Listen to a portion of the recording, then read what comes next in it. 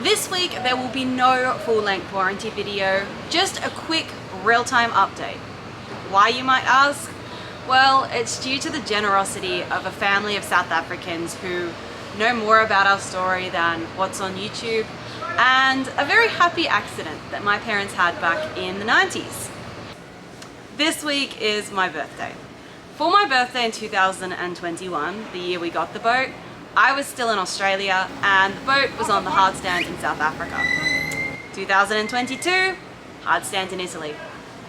2023, hardstand in Trinidad. 2024, I was so sure that we would be out and cruising, but instead, we are still on the hardstand. And to be honest, when I thought about my birthday this year, it was too depressing to even make a plan.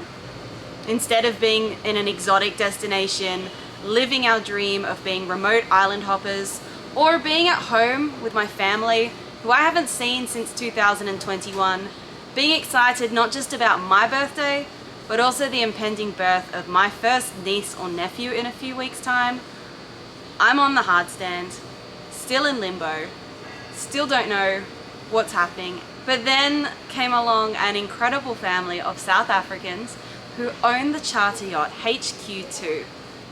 Two generations of the family are involved in building this endeavour, with son Dylan as captain and his partner Kayla as stewardess.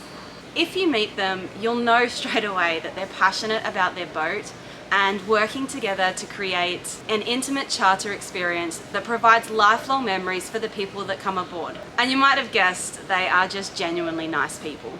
When they realized that it was my birthday and they didn't have a charter planned for that period of time, they immediately invited us and a few others that we're friends with in the yard to come aboard HQ2 and enjoy a weekend 3-day charter down to Chakachakare Island here in Trinidad.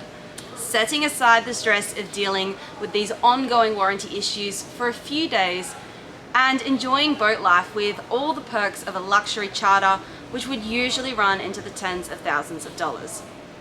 Obviously, we are still going to be helping pay for food, fuel, because we don't like to use people up, but there's not really words for how appreciative I am of their kindness and generosity in trying to do something special for us.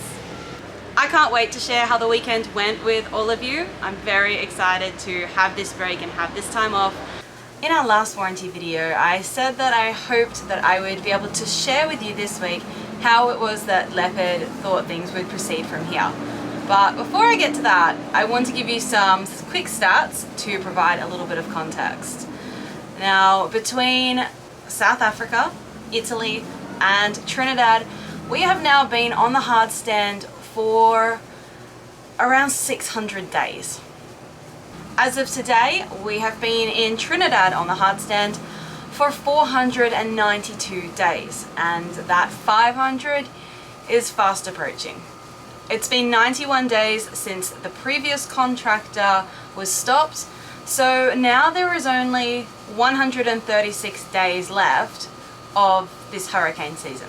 I don't really know what to say about that time frame other than watch this space, because if you think that I have feelings and opinions now, let's see what I'm thinking and feeling in 136 days time.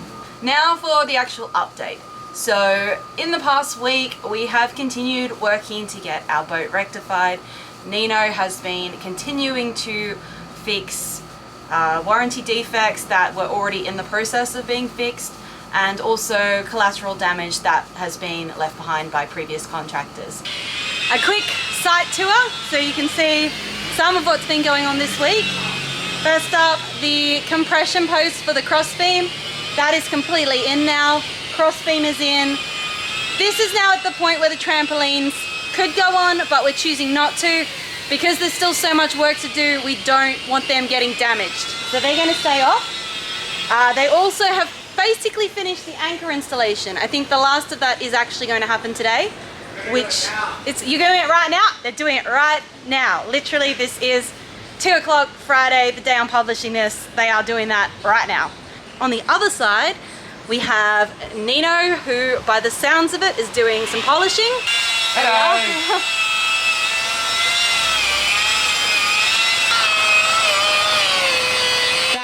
so much better. Yeah, it's going to take a while polishing. I've got to do all that back end, all the detail work and that. It's a time consuming bit now. But it's getting there, all this is done. I've redone all the top as well, because it's been battered from everybody. I've redone all the front as well. So when by the time I leave here, look, spanking. Brand new. Brand new spank. I love it, love it. Gonna stock this lot. What we're doing here is we fit this stainless steel mantis anchor. A lot of it all had to come out anyway for 20 different reasons I'm not going to bother going over. Now it all works perfectly. So I found these fittings next door. They're brand new, but they're old in a shed, and I bought them off a guy for like 10 bucks. Literally. And they're Shed finds. Woo! Yeah, shed find. So it was part of another thing, but the other thing I didn't need and they'd use for something else. So anyway, this is going to go in here. Show me. That way. My idea was there will be one of these made with a loop for your hand. Yep. And the other end will have a loop that goes on a clip shackle. That goes through the pre-manufactured hole in the mantis. Then there's a rubber stopper there that I made.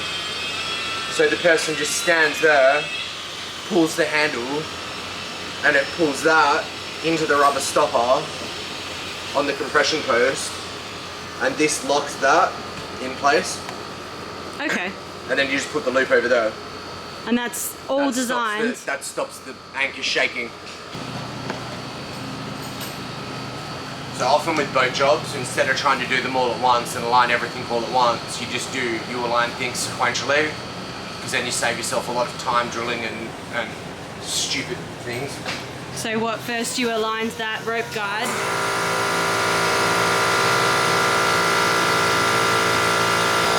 So this rope guide will keep the rope down in the teeth in transit.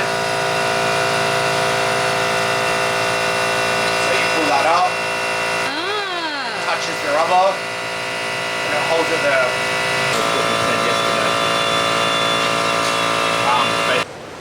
So this has got a load rating of about 100 kilos, this fitting. We made a backing plate because we've got stainless steel offcuts. I got better at it. I got better at it this time.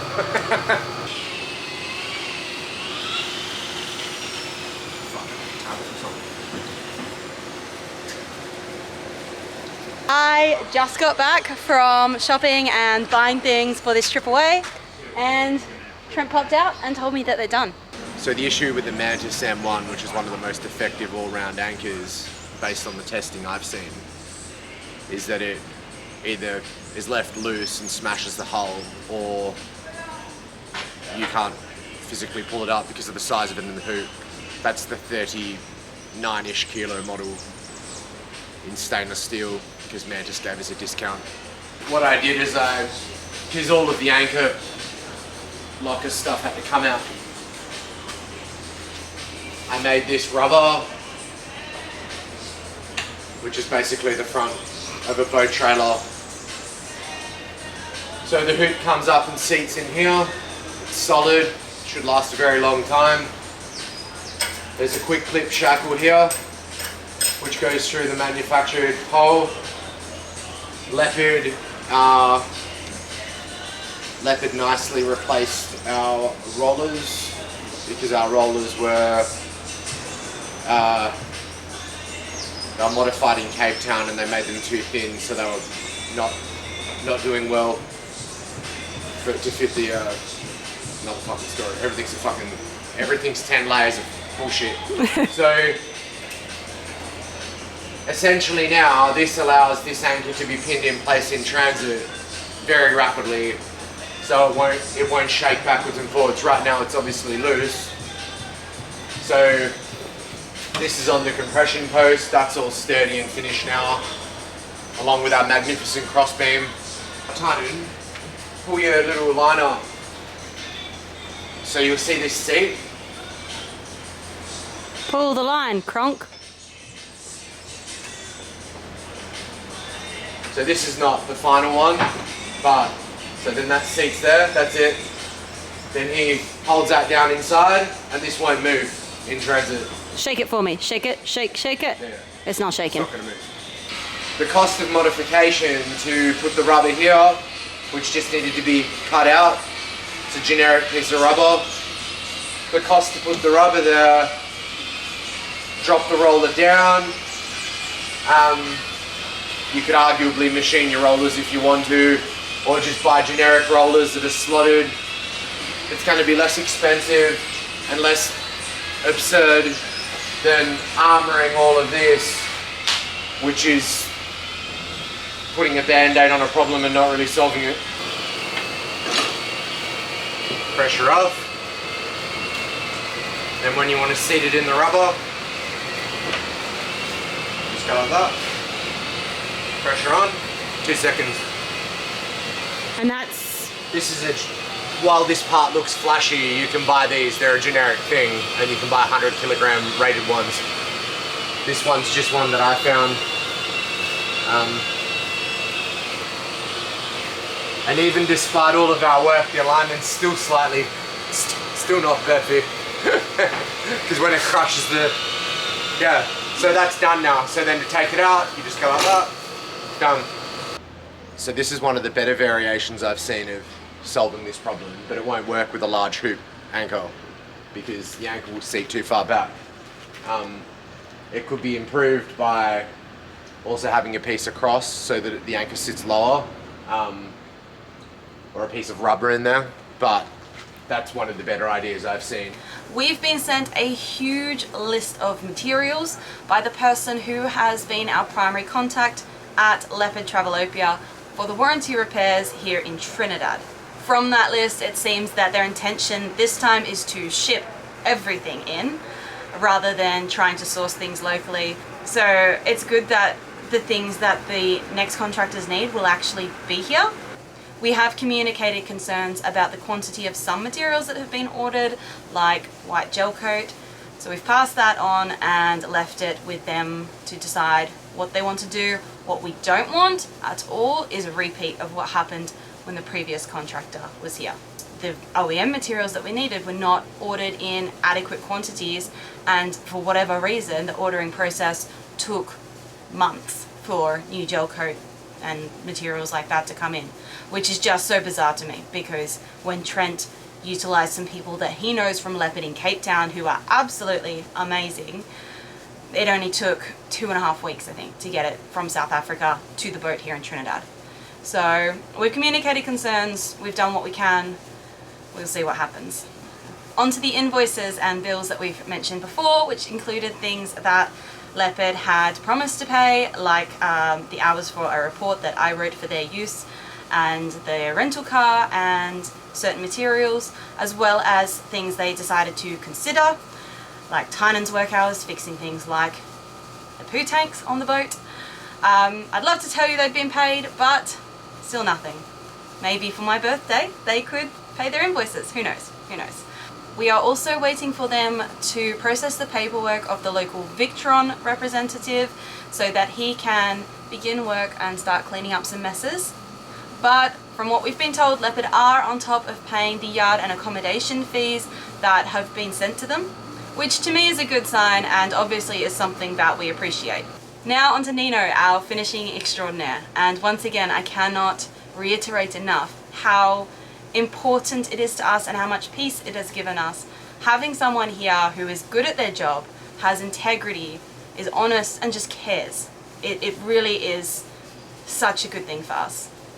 For now though, we are paying for Nino, hopefully to be reimbursed, as that would be the right thing to do when a skilled tradesman is finishing warranty rectification on jobs that were already approved and repairing collateral damage from previous contractors using OEM and high quality materials.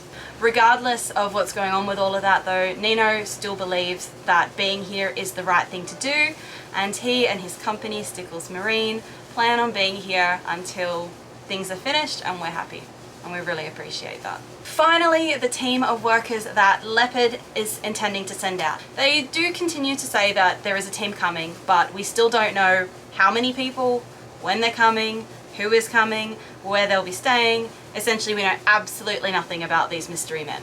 Hopefully we find out next week, because it's almost 2 months into the 6-month hurricane season. So I can just see time slipping away. We will be back next Friday with a new warranty video, but if you're hungry for content in the meantime, you can check out our playlist of all the videos we've published so far about warranty, keeping in mind there is more to this story.